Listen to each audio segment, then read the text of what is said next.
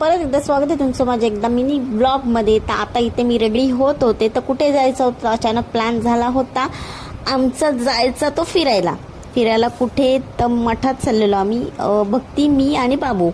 तर गाडीवर निघालो, खूप कडकडीत असं ऊनात तुम्ही बघू शकता किती ऊन आहे।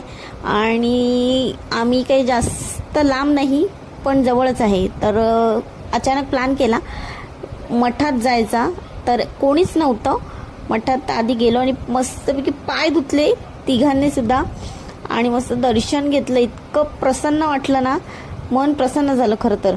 आणि मी आधी येऊन गेलेली आहे, पण भक्तीसोबत मी पहिल्यांदा आले, तर आम्ही लगेच निघालो कारण की तिला कामाला जायचं होतं। सो इथे मी फ्रुटी घेतली आणि बाबूनी घेतला खाऊ।